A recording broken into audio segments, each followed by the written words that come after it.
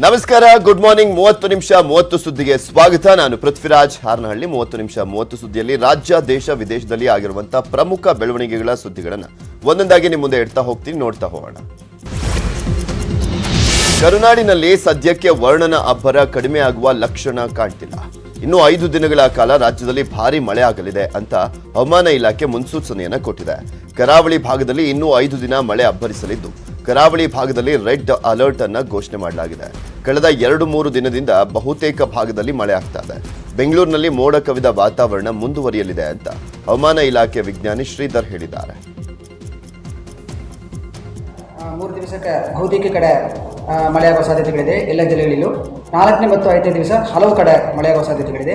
ಇವತ್ತು ಚಿಕ್ಕಮಗಳೂರು, ಕೊಡಗು ಮತ್ತು ಶಿವಮೊಗ್ಗ ಜಿಲ್ಲೆಗಳಿಗೆ ನಾವು ಆರೆಂಜ್ ಅಲರ್ಟ್ ಕೊಟ್ಟಿದ್ದೀವಿ. 4 ದಿವಸಕ್ಕೆ ಚಿಕ್ಕಮಗಳೂರು, ಶಿವಮೊಗ್ಗ, ಕೊಡಗು ಮತ್ತು ಹಾಸನ ಜಿಲ್ಲೆಗಳಿಗೆ ನಾವು ಯೆಲ್ಲೋ ಅಲರ್ಟ್ ಕೊಟ್ಟಿದ್ದೀವಿ. ಬೆಂಗಳೂರಿಗೆ ಇವತ್ತಿಂದ 5 ದಿವಸಕ್ಕೆ ಹಗುರ ಅಥವಾ ಹಗುರದಿಂದ ಸಾಧಾರಣ ಮಳೆಯಾಗುವ ಸಾಧ್ಯತೆಗಳಿದೆ. ಯಾವ ರೀತಿಯಾದ ಅಲರ್ಟ್ ನಾವೇನು ನೀಡ್ತಾ ಇಲ್ಲ. ಈ 5 ದಿವಸಕ್ಕೆ ಮೀನುಗಾರರಿಗೆ ನಾವು ಮುನ್ನೆಚ್ಚರಿಕೆ ನೀಡಿದ್ದೀವಿ. ಕರ್ನಾಟಕ ಕರಾವಳಿಗೆ ಬಿರುಗಾಳಿ ಪ್ರತಿ ಗಂಟೆಗೆ 45ರಿಂದ 55 ಕಿಲೋಮೀಟ್ರು, ಕೆಲವು ಸಮಯ 65 ಕಿಲೋಮೀಟರ್ ತನಕ ಬೀಸುವಂಥ ಒಂದು ವಾತಾವರಣ ಇರೋದ್ರಿಂದ ಮೀನುಗಾರರು ಯಾರು ಕೂಡ ಸಮುದ್ರಕ್ಕೆ ಇಳಿಯದಂತೆ ಒಂದು ಮುನ್ನೆಚ್ಚರಿಕೆನ ಮುಂದಿನ. ದಕ್ಷಿಣ ಕನ್ನಡ ಜಿಲ್ಲೆಯ ಪಂಜಿಕಲ್ಲು ಗ್ರಾಮದಲ್ಲಿ ಗುಡ್ಡ ಕುಸಿದು 3 ಸಾವನ್ನಪ್ಪಿರುವಂಥದ್ದು. ಕೇರಳ ಮೂಲದ ಈ 3 ಕಾರ್ಮಿಕರು ಕಾರ್ಲೋ ಎಂಬುವರ ತೋಟದಲ್ಲಿ ಕೆಲಸವನ್ನೇ ಮಾಡ್ತಾ ಇದ್ರು. ಆದರೆ ತೋಟದಲ್ಲಿ ಮನೆ ಮೇಲೆ ಗುಡ್ಡ ಕುಸಿದಿದ್ದು ಕಾರು, ಬೈಕ್ಗಳು ಮಣ್ಣಿನಡಿ ಅವಶೇಷವಾಗಿವೆ. ಕುಸಿದ ಜಾಗದಲ್ಲಿ ಮತ್ತೆ ಗುಡ್ಡ ಕುಸಿಯುವಂತ ಆತಂಕವಿದ್ದು ಮನೆಯಲ್ಲಿ ಇದ್ದವರನ್ನ ಶಿಫ್ಟ್ ಮಾಡಲಾಗಿದೆ. ಇನ್ನು ಬಂಟ್ವಾಳದಲ್ಲಿ ನಡೆದಂಥ ಭೂಕುಸಿದ ಪ್ರದೇಶಕ್ಕೆ ಸಚಿವ ಸುನಿಲ್ ಕುಮಾರ್ ಭೇಟಿಯನ್ನು ನೀಡಿದ್ರು. ಸಾವನ್ನಪ್ಪಿದ 3 ಕುಟುಂಬಕ್ಕೂ ಕೂಡ ಸರ್ಕಾರದಿಂದ ತಲಾ 5 ಲಕ್ಷ ನೀಡಲಾಗುತ್ತೆ ಅಂತ ಭರವಸೆಯನ್ನು ಕೊಟ್ಟರು. ಮಗಳು ಮತ್ತು ತಂದೆ ಅವರು ಮತ್ತು ಇಲ್ಲಿ 5 ಜನ ಇದ್ದರು. ಅವರು ಏನು ಕೆಲಸ ಮಾಡ್ತಾ ಇದ್ರು ಇಲ್ಲಿ? ಒಂದು 1.5-2 ವರ್ಷ ಆಗ್ಬೋದು ಅಷ್ಟು. ಮಣ್ಣಿನೊಳಗೆ 3 ಜನ, ಹೌದು 4 ಜನ ಇದ್ದರು. 4 ಜನದ ಒಬ್ಬರು ಇದು ಆಗಿದೆ, ಸೇಫ್ ಆಗಿದ್ದಾರೆ. ಉಡುಪಿ ಜಿಲ್ಲೆಯಲ್ಲಿ ಧಾರಾಕಾರ ಮಳೆಯಾಗಿದೆ. ಮಳೆಯಿಂದಾಗಿ ಸೌಪರ್ಣಿಕಾ ನದಿ ತುಂಬಿ ಹರಿತಾ ಇದೆ. ಬೈಂದೂರು ತಾಲೂಕಿನ ಹಲವು ಗ್ರಾಮಗಳಲ್ಲಿ ಪ್ರವಾಹ ಪರಿಸ್ಥಿತಿ ಎದುರಾಗಿದೆ. ನಾವುಂದ ಗ್ರಾಮ ಜಲಾವೃತವಾಗಿದ್ದು ಜನರು ತತ್ತರಿಸಿದ್ದಾರೆ. ಬಂಟ್ವಾಡಿ ಬ್ರಿಡ್ಜ್ ಕಾಮಗಾರಿ ಹಿನ್ನೆಲೆಯಲ್ಲಿ ಗ್ರಾಮಕ್ಕೆ ನುಗ್ಗಿದೆ ಮಳೆ ನೀರು. ಗ್ರಾಮಸ್ಥರನ್ನ ಸ್ಥಳಾಂತರ ಮಾಡ್ತಾ ಇದೆ ಉಡುಪಿ ಜಿಲ್ಲಾಡಳಿತ.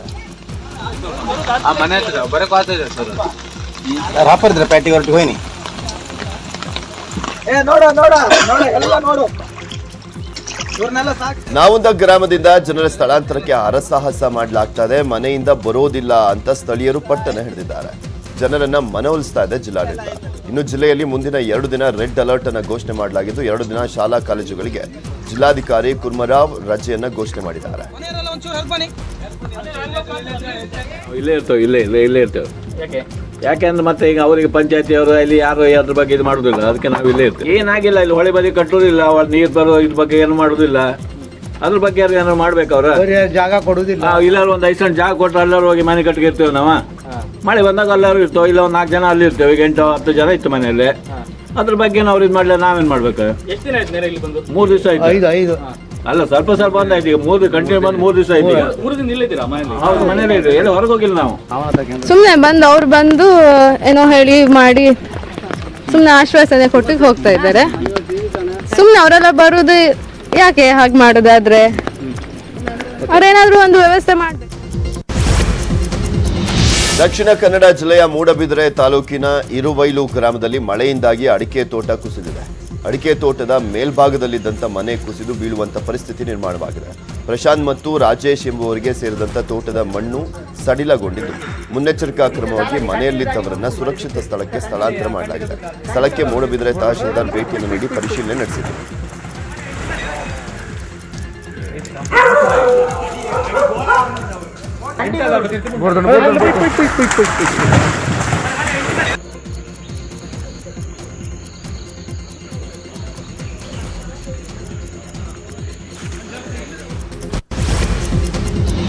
ರಾಜ್ಯದಾದ್ಯಂತ ಭಾರಿ ಮಳೆ ಆಗ್ತಾ ಇದೆ. ಮಳೆ ಹಾಗೂ ಪ್ರಕೃತಿ ವಿಕೋಪದ ಹಿನ್ನೆಲೆಯಲ್ಲಿ ಇಂದು ಸಿಎಂ ಬಸವರಾಜ ಬೊಮ್ಮಾಯಿ ಅಧಿಕಾರಿಗಳ ಜೊತೆ ವಿಡಿಯೋ ಸಂವಾದವನ್ನು ನಡೆಸಲಿದ್ದಾರೆ. ವಿಡಿಯೋ ಸಂವಾದದಲ್ಲಿ ಮಳೆಯಿಂದ ಹಾನಿಗೊಳಗಾಗಿರುವಂತಹ ಜಿಲ್ಲೆಗಳ ಜಿಲ್ಲಾಧಿಕಾರಿ ಹಾಗೂ ಜಿಲ್ಲಾ ಪಂಚಾಯತ್ ಸಿಇಒ ಮತ್ತು ಇತರೆ ಅಧಿಕಾರಿಗಳು ಭಾಗಿಯಾಗಲಿದ್ದಾರೆ. ಮಳೆ ಉಂಟಾಗಿರುವಂತಹ ಹಾನಿ ಕುರಿತು ಸಿಎಂ ಬೊಮ್ಮಾಯಿ ಮಾಹಿತಿಯನ್ನು ಪಡೆಯಲಿದ್ದಾರೆ. ಯಾವ್ಯಾವ ಜಿಲ್ಲೆಗಳಲ್ಲಿ ಎಷ್ಟು ಮಳೆಯಾಗಿದೆ, ಎಷ್ಟು ಹಾನಿಯಾಗಿದೆ ಅನ್ನೋದರ ಬಗ್ಗೆ ಸಿಎಂ ಮಾಹಿತಿಯನ್ನು ಪಡೆದು ಸೂಕ್ತ ಪರಿಹಾರಕ್ಕೆ ಅಧಿಕಾರಿಗಳಿಗೆ ಸೂಚನೆಯನ್ನು ಕೊಡಲಿದ್ದಾರೆ. ಇನ್ನು ಮಳೆಯಿಂದ ಹಾನಿಗೊಳಗಾದಂತಹ ಪ್ರದೇಶಗಳಿಗೆ ಕಂದಾಯ ಸಚಿವ ಆರ್ ಅಶೋಕ್ ಭೇಟಿಯನ್ನು ನೀಡಿದರು. ದಕ್ಷಿಣ ಕನ್ನಡ ಜಿಲ್ಲೆಯ ಕಡಲ್ಕೊರೆತ ಪ್ರದೇಶಗಳಿಗೆ ಭೇಟಿಯನ್ನು ನೀಡಿ ಪರಿಶೀಲನೆ ನಡೆಸಿದರು. ಈ ವೇಳೆ ಮಾತನಾಡಿದಂತಹ ಆರ್ ಅಶೋಕ್ ಪ್ರಾಕೃತಿಕ ವಿಕೋಪದಿಂದ ಸಂಕಷ್ಟಕ್ಕೊಳಗಾದಂತಹ ಜನರ ಜೊತೆ ರಾಜ್ಯ ಸರ್ಕಾರವಿದೆ. 7 ಜಿಲ್ಲೆಗಳಲ್ಲಿ ಭಾರಿ ಮಳೆ ಆಗಿದೆ. ಮಳೆಯಿಂದ ಹಾನಿಗೊಳಗಾದಂಥ ಮನೆಗಳಿಗೆ 5 ಲಕ್ಷ ರೂಪಾಯಿ ಪರಿಹಾರ ನೀಡುವುದಾಗಿ ಸಚಿವ ಆರ್ ಅಶೋಕ್ ತಿಳಿಸಿದರು. ಇಲ್ಲೂ ಕೂಡ ಬಹಳ ಕಡಲ್ ಕೊರತಾಗಿ ಏನು ಮೀನುಗಾರರ ಮನೆಗಳೇನಿದೆ ಅದು ಎಲ್ಲ ಬಿದ್ದೋಗಿದೆ. ಮತ್ತು ಇಲ್ಲೊಂದು ಅಕ್ರಮ ಕಟ್ಟಡನೂ ಕೂಡ ಆಗಿದೆ ಇದೂ ಕೂಡ. ಸೊ ನಾನು ಜಿಲ್ಲಾಧಿಕಾರಿಗಳು ಎಲ್ಲ ನೋಡಿದ್ದೀರಿ. ಇದು ಕಡಲ್ ಕೊರತ ಹಿಂಗೆ ಬರ್ತಾ ಇದ್ದರೆ ಇನ್ನಷ್ಟು ಮನೆಗಳು ಹೋಗ್ತಾ ಇದೆ. ಸೊ ಅದಕ್ಕೆ ತಡೆಗೋಡೆ ನಿರ್ಮಿಸಬೇಕು ಅಂತೇಳಿ ಇಲ್ಲಿ ಸಾರ್ವಜನಿಕರ ಒಂದು ಬೇಡಿಕೆ ಇದೆ. ಈಗ ಆಲ್ರೆಡಿ ಒಂದು ಸರಿ ಕಡಲ್ ಕೊರತದ ಬಗ್ಗೆ ಕ್ರಮ ತೆಗೆದುಕೊಂಡಿದ್ದಾರೆ. ಮತ್ತೊಂದು ಸರಿ ತಜ್ಞರ ಒಂದು ಟೀಮು ಇಲ್ಲಿ ಯಾವ ರೀತಿ ತಡೆಗೋಡೆ ನಿರ್ಮಾಣ ಆದರೆ ಸ್ಟಾಪ್ ಮಾಡೋಕ್ಕೆ ಏನು ಕ್ರಮ ತೆಗೆದುಕೊಳ್ಳೋಕೆ ಅದನ್ನು ಮಾಡ್ತೀವಿ. ಇನ್ನು ಉಡುಪಿಯ ಬಾರ್ಕೂರು ರೈಲ್ವೆ ನಿಲ್ದಾಣಕ್ಕೆ ಮಳೆ ನೀರು ನುಗ್ಗಿದ್ದು ದೊಡ್ಡ ಅವಾಂತರವೇ ಸೃಷ್ಟಿಯಾಗಿದೆ. ನಿರಂತರವಾಗಿ ಸುರಿತಾ ಇರುವಂತಹ ಮಳೆಯಿಂದ ಬ್ರಹ್ಮಾವರ ತಾಲೂಕಿನ ಬಾರ್ಕೂರು ರೈಲ್ವೆ ನಿಲ್ದಾಣಕ್ಕೆ ನೀರು ನುಗ್ಗಿದ್ದು ಕಚೇರಿ ಜಲಾವೃತವಾಗಿದೆ.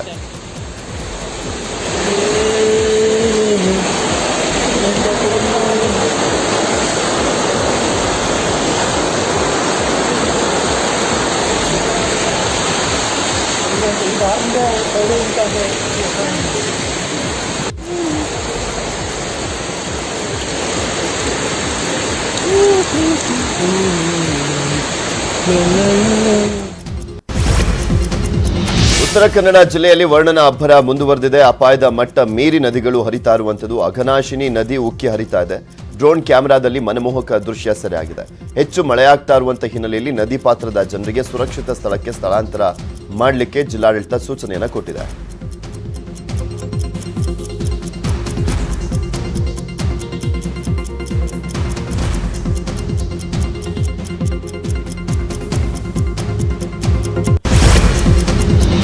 ಪಶ್ಚಿಮ ಘಟ್ಟ ಪ್ರದೇಶಗಳ ಮಳೆಯಿಂದಾಗಿ ನೇತ್ರಾವತಿ ನದಿಯಲ್ಲಿ ನೀರಿನ ಮಟ್ಟ ಹೆಚ್ಚಾಗಿದೆ. ಅಪಾಯದ ಮಟ್ಟಕ್ಕೆ ಸನಿಹವಾಗ್ತಾ ಇದೆ ನೇತ್ರಾವತಿ. ಬಂಟ್ವಾಳದ ತಗ್ಗು ಪ್ರದೇಶಗಳಿಗೆ ನದಿ ನೀರು ನುಗ್ಗುವಂತ ಸಾಧ್ಯತೆಗಳಿದೆ. ದಕ್ಷಿಣ ಕನ್ನಡ ಜಿಲ್ಲೆಯಲ್ಲಿ ಎಡೆಬಿಡದೆ ಸುರಿತಾ ಇರುವಂತದ್ದು ಮಳೆ. ಜುಲೈ 9ರವರೆಗೆ ಜಿಲ್ಲೆಯಲ್ಲಿ ರೆಡ್ ಅಲರ್ಟ್ ಅನ್ನು ಘೋಷಣೆ ಮಾಡಲಾಗಿದೆ. ಜಿಲ್ಲೆಯ ಎಲ್ಲಾ ಶಾಲಾ ಕಾಲೇಜುಗಳಿಗೆ 2 ದಿನ ರಜೆಯನ್ನು ಘೋಷಣೆ ಮಾಡಲಾಗಿದೆ.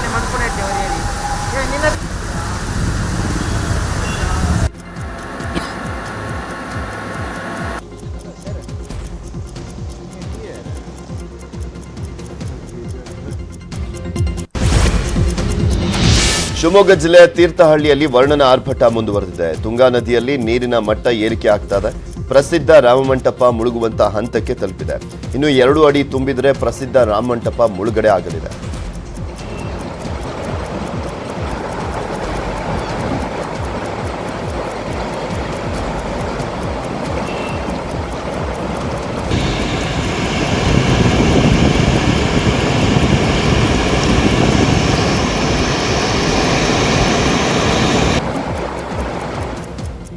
ಶಿವಮೊಗ್ಗ ಜಿಲ್ಲೆಯಲ್ಲಿ ನಿರಂತರವಾಗಿ ಸುರಿದಂತ ಮಳೆಯಿಂದ ಮನೆಯ ಗೋಡೆ ಕುಸಿದು ಬಿದ್ದಿದೆ. ಸಾಗರ ಪಟ್ಟಣದ ನೆಹರು ನಗರದಲ್ಲಿ ಗೋಡೆ ಕುಸಿದ ಪರಿಣಾಮ ಮನೆಯ ಮುಂದೆ ನಿಲ್ಲಿಸಿದ್ದಂಥ 3 ಬೈಕ್ಗಳು ಜಖಂಗೊಂಡಿದೆ. ಪ್ರದೀಪ್ ಎಂಬುವರಿಗೆ ಸೇರಿದ ಮನೆ ಇದಾಗಿದ್ದು ಮನೆಯಲ್ಲಿದ್ದಂಥವರು ಸಹಾಯದ ನಿರೀಕ್ಷೆಯಲ್ಲಿದ್ದಾರೆ.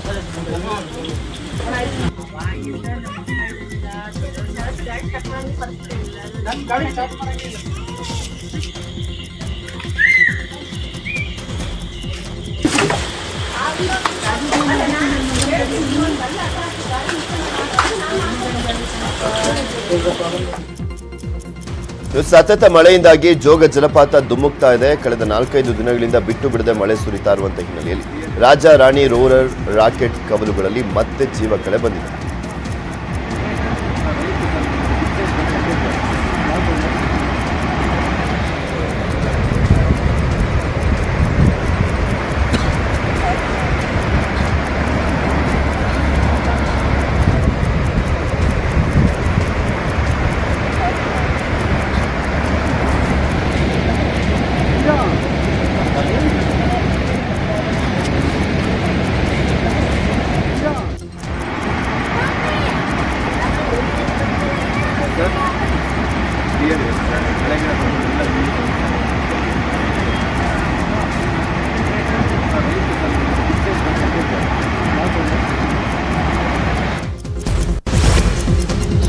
ಮಹಾರಾಷ್ಟ್ರದಲ್ಲಿ ಮಳೆಯ ಅಬ್ಬರಕ್ಕೆ ಬೆಳಗಾವಿ ಭಾಗದಲ್ಲಿ ಪ್ರವಾಹ ಪರಿಸ್ಥಿತಿ ನಿರ್ಮಾಣವಾಗಿದೆ. ಬೆಳಗಾವಿ ಚಿಕ್ಕೋಡಿ ಭಾಗದಲ್ಲಿ ಪ್ರವಾಹ ಭೀತಿ ಉಂಟಾಗಿದ್ದು ಕೃಷ್ಣಾ, ದೂದಗಂಗಾ, ವೇದಗಂಗಾ ನದಿಗಳ ನೀರಿನ ಮಟ್ಟ ಏರಿಕೆಯಾಗಿದೆ. ರಾಯಭಾಗ, ಅಥಣಿ ತಾಲೂಕಿನ ನದಿ ಪಾತ್ರದಲ್ಲಿ ಅಲರ್ಟ್ ಅನ್ನು ಘೋಷಣೆ ಮಾಡಲಾಗಿದೆ.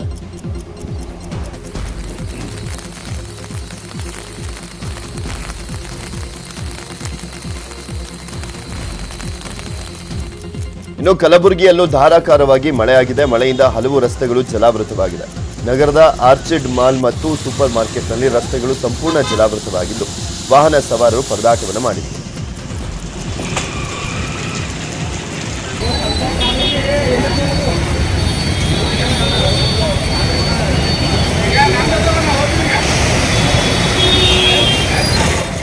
ಇನ್ನು ಮಂಡ್ಯದ ಶ್ರೀರಂಗಪಟ್ಟಣದ ರಾಂಪುರ ಗ್ರಾಮದಲ್ಲಿ ಕಾವೇರಿ ನದಿ ತೀರಕ್ಕೆ ತೆರಳದಂತೆ ಡಂಗೂರ ಸಾರಲಾಯಿತು. ಕೆಆರ್ಎಸ್ ಜಲಾಶಯಕ್ಕೆ ಒಳಹರಿವು ಹೆಚ್ಚಾಗಿದೆ. ಒಳಹರಿವು ಹೆಚ್ಚಾದಂತ ಹಿನ್ನೆಲೆಯಲ್ಲಿ ನದಿಗೆ ನೀರು ಬಿಡುವಂತ ಸಾಧ್ಯತೆ ಇದೆ. ಹೀಗಾಗಿ ನದಿ ದಡಕ್ಕೆ ಹೋಗದಂತೆ ಹಾಗೂ ಜಾನುವಾರುಗಳನ್ನು ಬಿಡದಂತೆ ತಮಟೆ ಬಾರಿಸುವ ಮೂಲಕ ಡಂಗೂರ ಸಾರಿತು.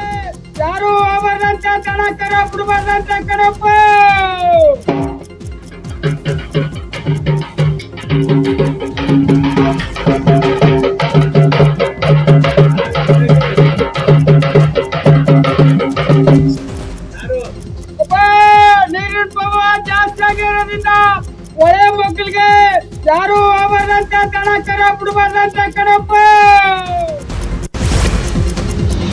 ಕೊಡಗು ಜಿಲ್ಲೆಯಲ್ಲಿ ಮಳೆ ಆರ್ಭಟ ಜೋರಾಗಿದೆ. ಕಾವೇರಿ ನದಿ ಹರಿವಿನ ಪ್ರಮಾಣ ಹೆಚ್ಚಾಗಿದೆ. ನಾಫಕ್ಲೋ, ಕೊಟ್ಟಮುಡಿ, ಕುಶಾಲನಗರ ಸೇರಿದಂತೆ ಕೆಲವೆಡೆ ಪ್ರವಾಹದ ಭೀತಿ ಉಂಟಾಗಿದೆ.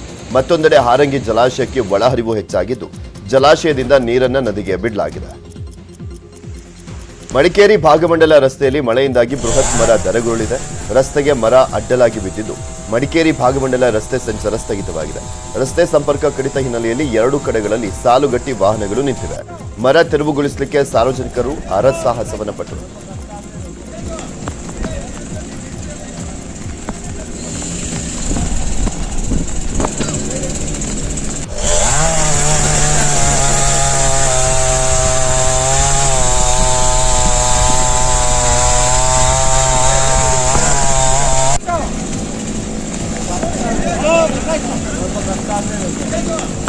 ಭಾರಿ ಮಳೆ ಹಿನ್ನೆಲೆಯಲ್ಲಿ ಸೂಕ್ತ ಕ್ರಮ ಕೈಗೊಳ್ಳಲಿಕ್ಕೆ ಡಿಸಿಗಳಿಗೆ ಸೂಚನೆ ನೀಡಿದ್ದೇನೆ ಅಂತ ಸಿಎಂ ಬೊಮ್ಮಾಯಿ ಹೇಳಿದ್ರು.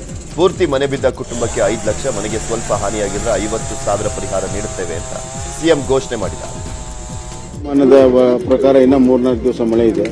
ಅದಕ್ಕಾಗಿ ಏನು ಪ್ರಿಕಾಷನ್ ತಗೋಬೇಕು ಈಗಾಗಲೇ ನಾನು ಡಿಸಿ ಹತ್ರ ಮಾತಾಡಿ ತಗೊಂಡಿದ್ದೇನೆ ಮತ್ತು ಎಲ್ಲ ಡಿಸಿಯವರ ಹತ್ರ ಹಣ ಇದೆ ಮತ್ತು NDRF ಮೈಸೂರಿನ NDRF ಅನ್ನು ಕೊಡಗಿಗೆ ನೇಮಿಸ್ತಾ ಇದ್ದೀವಿ ಮತ್ತು ಮಂಗಳೂರಲ್ಲಿ ಇರ್ತದೆ. ಒಂದು SDRF ಟೀಮ್ ಇದೆ, ಅದು ಕಾರವಾರ ಮತ್ತು ಉಡುಪಿಯಲ್ಲಿ ನೇಮಿಸಿದ್ದೇವೆ.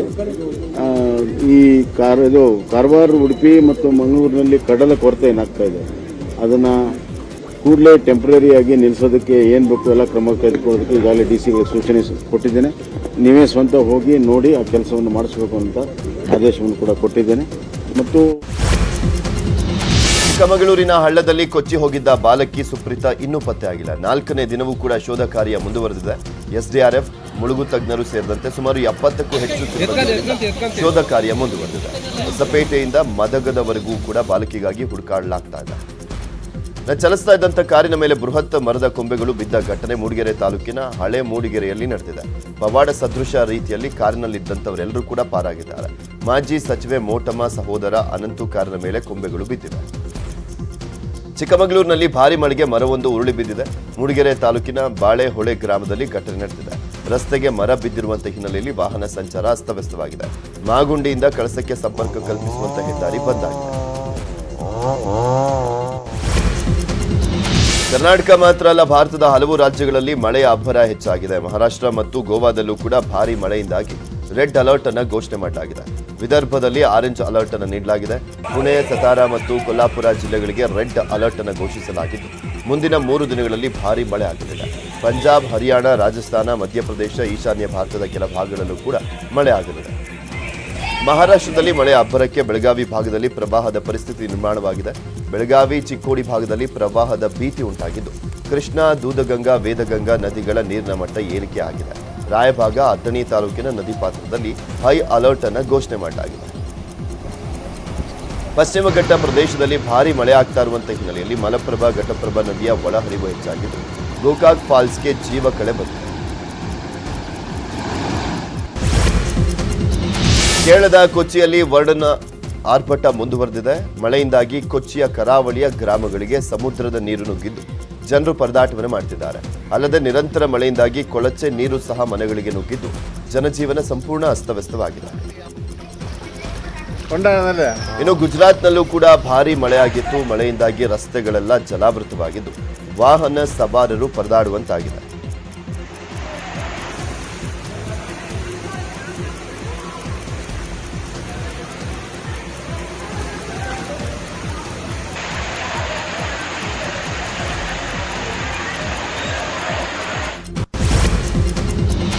ಜುಲೈ 10 ಬಕ್ರೀದ್ ಹಬ್ಬ ಆಚರಣೆ ಹಿನ್ನೆಲೆಯಲ್ಲಿ ರಾಜ್ಯ ಸರ್ಕಾರ ಕೆಲ ಮಾರ್ಗಸೂಚಿಗಳನ್ನು ಹೊರಡಿಸಿದೆ.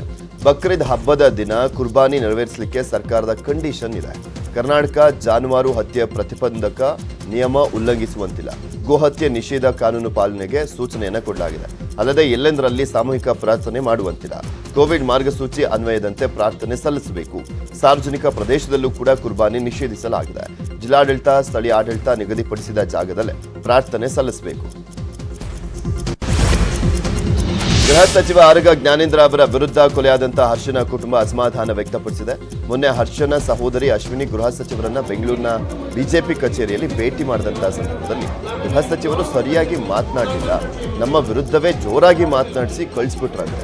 ಅವರು ಪಾಪ ತುಂಬಾ ಟೆನ್ಷನ್ ಅಲ್ಲಿ ಇರ್ತಾರೆ. ಈ ಸಂದರ್ಭದಲ್ಲಿ ಮಾತನಾಡಿದ್ದಾರೆ.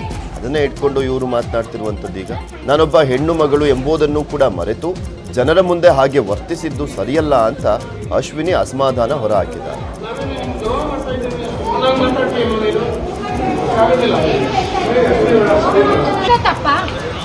ನಾವೇನ್ ನಡೀತಿದೆ ಅಂತ ಇಲ್ಲಿ ಕೇಳೋದೇ ತಪ್ಪ. ಹಾಗಿದ್ರೆ ನಮ್ಗೆ ಜೋರ್ ಮಾಡ್ಬಿಟ್ಟು ಬಾಯಿ ಮುಚ್ಚಿಸ್ಬಿಟ್ಟು ಕಳಿಸ್ತಾರೆ ಇವರು ಅಂತ ಅಂದ್ರೆ ನಾವ್ ಹಂಗಾದ್ರೆ ಇಲ್ಲಿ ನ್ಯಾಯ ಕೇಳೋದೇ ತಪ್ಪಾಗೋಯ್ತಾ? ತೊಂದ್ರೆ ಇಲ್ಲ. ಅಲ್ಲ ಸರ್ ಒಬ್ರು ಬಂದಿದ್ದಾರೆ ಅಂತ ಕೊಡ್ಬೇಕು ಅನ್ನೋದಕ್ಕಿನ್ನ ವರ್ಗಾವಣೆ ಮಾಡಿದ್ದೀನಿ ಅಂತೆಲ್ಲ ಹೇಳಿದ್ರಿ ನೀವು ನಿನ್ನೆ ನಡೆದಿದ್ದ ನ್ಯೂಸ್ ಚಾನೆಲ್ಗಳಲ್ಲಿ. ನನಗೆ ವರ್ಗಾವಣೆ ಬೇಡ ಸರ್, ಯಾಕಂದರೆ ವರ್ಗಾವಣೆ ಮಾಡಿದ್ರೆ ಅವ್ರು ಮತ್ತೊಂದು ಕಡೆ ಹೋಗಿ ಆ ಅಧಿಕಾರಿಗಳು ಅದನ್ನೇ ಮಾಡ್ತಾರೆ. ನೀವೆಲ್ಲೋ ಒಂದು ಕಡೆ ಸಸ್ಪೆಂಡ್ ಸಸ್ಪೆಂಡ್ ಮಾಡೋಕ್ಕೆ ಅಂತಾನೆ ನಾವು FIR ಆಗಿದೆ ಅಂದರೆ ಹ್ಞೂ ಸರ್ ನನಗೂ ಗೊತ್ತು FIR ಆಗಿದೆ ಅಂತ ಹೇಳಿಬಿಟ್ಟು, ಬಟ್ ಎಲ್ಲೋ ಒಂದು ಕಡೆ ತನಿಖೆ ಸ್ಟಾರ್ಟ್ ಮಾಡಬೇಕಲ್ಲ ಸರ್ ಅಂತ ಕೇಳಿದೆ ನಾನು. ಅದಕ್ಕೆ ನೀನು ಹೇಳ್ದಂಗೆಲ್ಲ ಇಮಿಡಿಯೇಟ್ ಪ್ರೋಸೆಸ್ ಆಗಲ್ಲ ಅಂತೆಲ್ಲ ಹೇಳಿದ್ರು ಅವರು. ಆ ಹರ್ಷನ್ ಕೊಲೆ ಮಾಡಿರೋರು ಐಷಾರಾಮಿ ಜೀವನ ನಡೆಸ್ತಾ ಇದ್ದಾರೆ ಅಂದಾಗ ಎಲ್ಲೋ ಮನೆಯವರಾಗಿ ನಮಗೆ ಸುಮ್ಮನೆ ಕುತ್ಕೊಳ್ಬೇಕು ಅಂತ ಅನ್ಸಲ್ಲ. ಯಾಕಂದರೆ ಅವನು ಬೇರೆ ಯಾರೋ ಅಲ್ಲ, ನನ್ನ ತಮ್ಮ. ಅವನು ಹಿಂದುತ್ವಕ್ಕೆ ಅಂತಾನೆ ಅವ್ನು ನಮ್ಮನ್ನೆಲ್ಲ ಬಿಟ್ಟು ಈ ಥರ ಪ್ರಾಣ. ಬೆಳಗಾವಿಯ ಚಿಕ್ಕೋಡಿಯಲ್ಲಿ ಗೃಹ ಸಚಿವ ಆರಗ ಜ್ಞಾನೇಂದ್ರ ಮುಂದೆ PSI ಅಭ್ಯರ್ಥಿಗಳು ಕಣ್ಣೀರನ್ನು ಹಾಕಿದ್ದಾರೆ. ಕಣ್ಣೀರು ಹಾಕುತ್ತಲೇ ತಮಗೆ ನ್ಯಾಯ ಕೊಡಿಸುವಂತೆ ಗೃಹ ಸಚಿವರಿಗೆ ಮನವಿಯನ್ನು ಮಾಡಿದರು. ಸಾಕಷ್ಟು ಕಷ್ಟಪಟ್ಟು ಪರೀಕ್ಷೆಯನ್ನ ಪಾಸ್ ಮಾಡಿದ್ದೇವೆ, ಯಾರೋ ಮಾಡಿದ ತಪ್ಪಿಗೆ ನಮಗೆ ಶಿಕ್ಷೆ ನೀಡಬೇಡಿ, ತನಿಖೆ ಮುಗಿದ ಬಳಿಕ ನಮಗೆ ನ್ಯಾಯ ಕೊಡಿಸಿ ಅಂತ ಕೈ ಮುಗಿದು PSI ಅಭ್ಯರ್ಥಿಗಳು ಕಣ್ಣೀರನ್ನು ಹಾಕಿದರು. ಆಮೇಲೆ ನೋಡಿದ್ರೆ ಬೆಂಗಳೂರಿನಲ್ಲಿ ಆಗಿದೆ 2-3 ಸೆಂಟರ್ನಲ್ಲಿ, ಆಮೇಲೆ ನೋಡಿದ್ರೆ ಹೆಡ್ ಆಫೀಸಲ್ಲಿ ಆಗಿದೆ.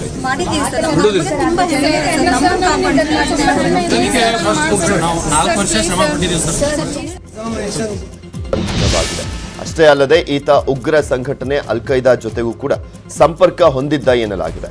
ಫೈಜಲ್ ಅಹಮದ್ ಬಂಧಿತ ಕೊಲೆ ಆರೋಪಿಯಾಗಿದ್ದು ಕೋಲ್ಕತ್ತಾ ಪೊಲೀಸರ ವಿಶೇಷ ತಂಡ ಕಾರ್ಯಾಚರಣೆಯನ್ನು ನಡೆಸಿ ಈತನನ್ನ ಬಂಧಿಸಿದ್ದಾರೆ. ಕ್ಯಾಬ್ ಚಾಲಕನಾಗಿ ಕೆಲಸ ಮಾಡ್ತಾ ಇದ್ದಂತ ಆರೋಪಿ ಫೈಜಲ್ 2015 ಮೇ 12ರಂದು ಬಾಂಗ್ಲಾದ ಸಿಲೆಟ್ ಎಂಬಲ್ಲಿ ಕೊಲೆಯನ್ನ ಮಾಡಿದ.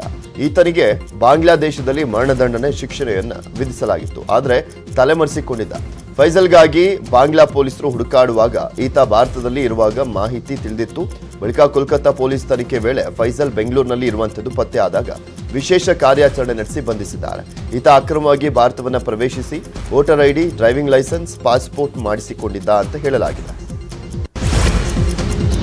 ರಾಜ್ಯಸಭೆಗೆ ಧರ್ಮಸ್ಥಳದ ಧರ್ಮಾಧಿಕಾರಿ ವೀರೇಂದ್ರ ಹೆಗ್ಗಡೆ ನಾಮನಿರ್ದೇಶನಗೊಂಡಿದ್ದಾರೆ. ಈ ಹಿನ್ನೆಲೆಯಲ್ಲಿ ಸಿಎಂ ಬಸವರಾಜ ಬೊಮ್ಮಾಯಿ ವೀರೇಂದ್ರ ಹೆಗ್ಗಡೆ ಅವರಿಗೆ ಅಭಿನಂದನೆ ಸಲ್ಲಿಸಿದ್ರು. ಅಲ್ಲದೆ ಕೆಲ ಕಾಲ ಸಿಎಂ ಬೊಮ್ಮಾಯಿ ವೀರೇಂದ್ರ ಹೆಗ್ಗಡೆ ಜೊತೆ ಮಾತುಕತೆಯನ್ನು ನಡೆಸಿದರು. ರಾಜ್ಯದಲ್ಲಿ ದಿನೇ ದಿನೇ ಕೊರೋನಾ ಪ್ರಕರಣಗಳ ಸಂಖ್ಯೆ ಹೆಚ್ಚಾಗ್ತಾ ಇದೆ. ನಿನ್ನೆ ಒಂದೇ ದಿನ ರಾಜ್ಯದಲ್ಲಿ 1053 ಹೊಸ ಕೊರೋನಾ ಕೇಸ್ ಪತ್ತೆಯಾಗಿದೆ. ನಿನ್ನೆ 1080 ಸೋಂಕಿತರು ಗುಣಮುಖರಾಗಿದ್ದು ವಿವಿಧ ಆಸ್ಪತ್ರೆಗಳಿಂದ ಬಿಡುಗಡೆ ಆಗಿದ್ದಾರೆ. ಬೆಂಗಳೂರಿನಲ್ಲಿ ನಿನ್ನೆ 966 ಹೊಸ ಕೊರೋನಾ ಕೇಸ್ಗಳು ದಾಖಲಾಗಿದೆ. ರಾಜ್ಯದಲ್ಲಿ ಪಾಸಿಟಿವಿಟಿ ದರ 3.88%ರಷ್ಟಿದೆ. ಎಸಿಪಿ ಎಡಿಜಿಪಿ ಸೀಮಂತ್ ಕುಮಾರ್ ಸಿಂಗ್ಗೆ ಮೊನ್ನೆ ಹೈಕೋರ್ಟ್ ನ್ಯಾಯಮೂರ್ತಿಗಳು ಸಖತ್ತಾಗಿ ಜಾಡಿಸಿದ್ರು. ಸೀಮಂತ್ ಕುಮಾರ್ ಅವರ ಸರ್ವಿಸ್ ರೆಕಾರ್ಡ್ ಸಲ್ಲಿಸಲಿಕ್ಕೆ ಸೂಚನೆಯನ್ನು ಕೊಟ್ಟಿದ್ರು. ಸಾಮಾಜಿಕ ಜಾಲತಾಣಗಳಲ್ಲೂ ಕೂಡ ವಿಡಿಯೋ ಫುಲ್ ವೈರಲ್ ಆಗಿದೆ. ಆದರೆ ನ್ಯಾಯಮೂರ್ತಿಗಳ ಮೌಖಿಕ ಹೇಳಿಕೆ ಮತ್ತು ಸರ್ವಿಸ್ ರೆಕಾರ್ಡ್ ಕೇಳಿದ ಆದೇಶಕ್ಕೆ ನಿರ್ಬಂಧ ಹಾಕಿ ಅಂತ ಸೀಮಂತ್ ಕುಮಾರ್ ಹೈಕೋರ್ಟ್ಗೆ ಅರ್ಜಿಯನ್ನು ಹಾಕಿದ್ದಾರೆ. ಆದರೂ ಇವತ್ತು ಹೈಕೋರ್ಟ್ ಸೀಮಂತ್ ಕುಮಾರ್ ಸಿಂಗ್ ಸೇರಿ ಎಸಿಬಿ ಅಧಿಕಾರಿಗಳಿಗೆ ಮತ್ತೆ ಛೀಮಾರಿಯನ್ನು ಹಾಕಿದೆ. ಚಲ್ಲಿದರು ಮಲ್ಲಿಗೆಯ ಹಾಡನ್ನ ಹಾಡಿ ಮಾಜಿ ಸಚಿವ ಸಿಪಿ ಯೋಗೇಶ್ವರ್ ಜನರನ್ನ ರಂಜಿಸಿದ್ದಾರೆ. ರಾಮನಗರ ಜಿಲ್ಲೆಯ ಚನ್ನಪಟ್ಟಣ ಕುಡ್ಲೂರು ಗ್ರಾಮದಲ್ಲಿ ಸಾಂಸ್ಕೃತಿಕ ಟ್ರಸ್ಟ್ ಕಾರ್ಯಕ್ರಮದಲ್ಲಿ ಕಲಾವಿದರ ಜೊತೆಗೂಡಿ ಯೋಗೇಶ್ವರ್ ಸಾಂಗನ ಹಾಡಿದರು. ಪಂಜಾಬ್ ಸಿಎಂ ಭಗವಂತ್ ಮಾನ್ ಅವರ 2ನೇ ಮದುವೆ ವೈದ್ಯ ಗುರುಪ್ರೀತ್ ಕೌರ್ ಅವರನ್ನ ಭಗವಂತ್ ಮಾನ್ ವರಿಸಿದ್ದಾರೆ. ಚಂಡೀಗಢದ ಮಾನ್ ನಿವಾಸದಲ್ಲಿ ಕೆಲವೇ ಆಪ್ತರಿಗಷ್ಟೇ ಆಹ್ವಾನವಿದ್ದಂಥ ವಿವಾಹ ಸಮಾರಂಭದಲ್ಲಿ ದೆಹಲಿ ಸಿಎಂ ಅರವಿಂದ್ ಕೇಜ್ರಿವಾಲ್ ಸೇರಿದಂತೆ ಎಎಪಿಯ ಕೆಲ ನಾಯಕರು ಉಪಸ್ಥಿತರಿದ್ದರು. ರಾಜಕೀಯ ಬಿಕ್ಕಟ್ಟು ಹಾಗೂ ಸಚಿವರ ಸರಣಿ ರಾಜೀನಾಮೆ ಬೆನ್ನಲ್ಲೇ ಪ್ರಧಾನಿ ಹುದ್ದೆಗೆ ಬ್ರಿಟನ್ ಪ್ರಧಾನಿ ಬೋರಿಸ್ ಜಾನ್ಸನ್ ರಾಜೀನಾಮೆಯನ್ನು ನೀಡಿದ್ದಾರೆ. ಕಳೆದ 2 ದಿನಗಳಿಂದ ತಮ್ಮ ಸಂಪುಟದ ಹಿರಿಯ ಮತ್ತು ಕಿರಿಯ ಸಚಿವರು ಸಾಮೂಹಿಕ ರಾಜೀನಾಮೆಯನ್ನು ನೀಡಿ ಸರ್ಕಾರದಿಂದ ಹೊರನಡೆದ ನಂತರ ಬೋರಿಸ್ ಅವರ ನಾಯಕತ್ವದ ಭವಿಷ್ಯ ತೂಗುಯಲೆಯಲ್ಲಿತ್ತು. ಬೋರಿಸ್ ರಾಜೀನಾಮೆ ನೀಡುತ್ತಿದ್ದಂತೆ ವಿರೋಧ ಪಕ್ಷಗಳು ಹಾಗೂ ವಿವಿಧ ವಲಯಗಳ ನಾಯಕರು ಸಂಭ್ರಮಿಸಿದ್ದಾರೆ. ಆದರೆ ಹೊಸ ನಾಯಕನ ಆಯ್ಕೆಯಾಗುವವರೆಗೂ ಅವರು ಪ್ರಧಾನಿಯಾಗಿ ಮುಂದುವರಿಯಲಿದ್ದಾರೆ. ಅಕ್ಟೋಬರ್ನಲ್ಲಿ ನಿಗದಿಯಂತೆ ನಡೆಯಲಿರುವಂತಹ ಕನ್ಸರ್ವೇಟಿವ್ ಪಕ್ಷದ ಅಧಿವೇಶನದಲ್ಲಿ ಸಂಸದರು ಹೊಸ ಪ್ರಧಾನಿ ಮತ್ತು ನಾಯಕನ ಹೆಸರನ್ನು ಘೋಷಣೆ ಮಾಡಲಿದ್ದಾರೆ. ಇಂಗ್ಲೆಂಡ್ ವಿರುದ್ಧದ ಮೊದಲ ಟಿ20 ಪಂದ್ಯದಲ್ಲಿ ಭಾರತ 50 ರನ್ಗಳ ಭರ್ಜರಿ ಜಯವನ್ನು ಸಾಧಿಸಿದೆ. ಈ ಮೂಲಕ ಟೆಸ್ಟ್ ಸೋಲಿಗೆ ತಿರುಗೇಟನ್ನು ನೀಡಿದೆ. ಮೊದಲು ಬ್ಯಾಟ್ ಮಾಡಿದ ಭಾರತ 20 ಓವರ್ಗಳಲ್ಲಿ 198 ರನ್ ಗಳಿಸಿತ್ತು. ಹಾರ್ದಿಕ್ ಪಾಂಡ್ಯ 50 ರನ್ ಗಳಿಸಿ ಮಿಂಚಿದ್ರು. ಭಾರತದ ಗುರಿಯನ್ನ ಚೇಸ್ ಮಾಡಿದಂತ ಇಂಗ್ಲೆಂಡ್ 50 ರನ್ಗಳ ಸೋಲನ್ನು ಒಪ್ಪಿಕೊಂಡಿದೆ. ಭಾರತದ ಪರ ಹಾರ್ದಿಕ್ ಪಾಂಡ್ಯ 4 ವಿಕೆಟ್ ಅನ್ನು ಗಳಿಸಿ ಮಿಂಚಿದ್ರು.